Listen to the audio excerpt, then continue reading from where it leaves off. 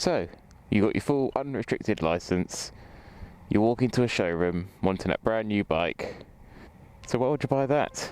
Why would you pay over £7,000 for a bike that has only 47 horsepower, weighs nearly 190 kilograms fully fueled, and only has rather basic suspension and unbranded bits and bobs? For £2,000 less you could have bought an SV650 or an ER6 Kawasaki, or for the same price that it cost you could buy something like an Aprilia Dorsadero 750, a Ducati Monster. The list goes on. And then it's January 2013. A new set of laws and regulations come in, meaning that anybody under the age of 21, or in some cases 24 years of age, are required to have a motorcycle with no more than 47 horsepower. And it's at that moment when this motorcycle makes sense. With models available from £1,800 to £4,500, is this, now, one of the best used A2 bikes you can buy. One of the things that will draw you to this bike on paper is the fact that it is on the limits for the maximum amount of power you're allowed, and it's got a load of torque to go with it. It can keep up with anything else on an A2 licence.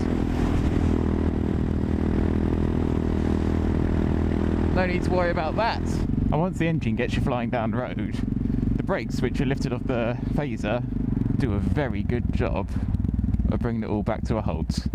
More than adequate. And unlike modern showroom A2 motorcycles, since it has real road-sized tyres, 120 70-17, 160 60-17, meaning you can get all the rubber that's out there. And whilst 190 kilograms may sound like a lot, it uses it very well. And for the newer rider who may not have had any experience on anything over a 125, a low seat definitely helps out with confidence. Even for the more experienced rider who perhaps has done motocross or whatever else that gives them confidence on a larger bike, will still be able to have plenty of fun. When this was out brand new from Yamaha, it was given a title of Roadster Motard, calling it the unique blend of a naked motorcycle and a supermoto. And whilst, as per usual, in the marketing brief there were a load of made up words or phrases that didn't make any sense, they don't lie about the handling. If you want more information about how it rides and how it goes and all that sort of stuff, the basic review stuff, that's where people like MCN and stuff will be able to tell you much better than I can. Having attained my E2 licence in December of 2015, meaning I've ridden this on the road now for over a year, and fingers crossed, anyway, there we go. There's never been a time since owning this bike where I've pushed the starter button and it hasn't fired up. It is once again a bike-to-bike thing, no reliability. This Be Rich, I believe the name is, and he had an MT03 and he always had problems with electronic problems, I believe. Ooh! And one thing that you can brag to your friends about if you own one of these is that it is made in Italy. All of it. The engine's made by Motomarini, and the whole bike is manufactured by Yamaha in Milan. Way, Italian flair.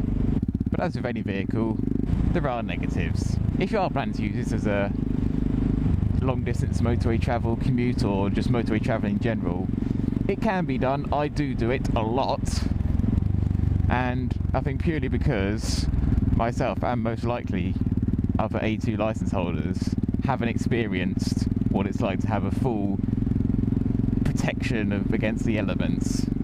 It's not too bad, but if you aren't used to wind protection, then I can imagine you would feel the strain on motorways and long distance travel.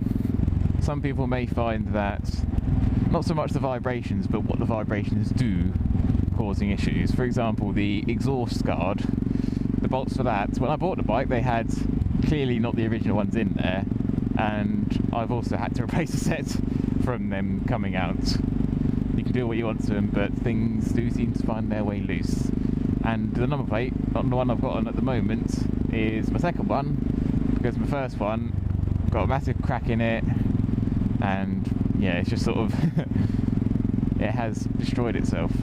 If for your 125 you had a Duke 125 or a Yamaha MT125 or something that had a technical dash, you'll be disappointed by this one. I mean, it works fine. Well, I say it works fine, these have been known to go wrong. But it's got all the information you need, but if you are going for something more technical, you might find it a bit disappointing. I can imagine, like me, you are the sort of person who likes to jazzercise their vehicle. And for the MT03, that can be limiting. Companies such as R&G don't do anything for this bike, and even if you want original Yamaha parts, they can be an issue to get hold of. For example, the crash bobbins I have on this bike are Yamaha official crash bobbins, and I've only had them on for a month, maybe two, and they are the first set I've found since owning this bike. If you want to get a set of the proper Yamaha Akrapovics, that's going to be very difficult for you. The exhaust line I've got in here, they're arrows. I did not buy them new. I found someone on Gumtree and I managed to get them before anyone else pretty much. For a good price, a very good price. However, one of the biggest problems this bike has from an outside point of view is the Honda CV500F and the Yamaha MT07. I could hark on for hours and hours about how I think this is a better motorcycle than the MT07 for the A2 license holder. But if you're the person who's got £5 in their wallet and wants to go buy a brand new motorcycle, then I ain't gonna stop you. I can understand it very much so. But for the person like me who doesn't want to get a loan out for a motorcycle and doesn't want to spend too much money either, I don't think you can go far wrong from having this as your A2 bike. And yes, like any bike, it does have its issues, but I've owned one now for over a year, ridden it on the road for over a year, put over 10,000 miles on it. And I can say, I don't want to change it for any other A2 bike.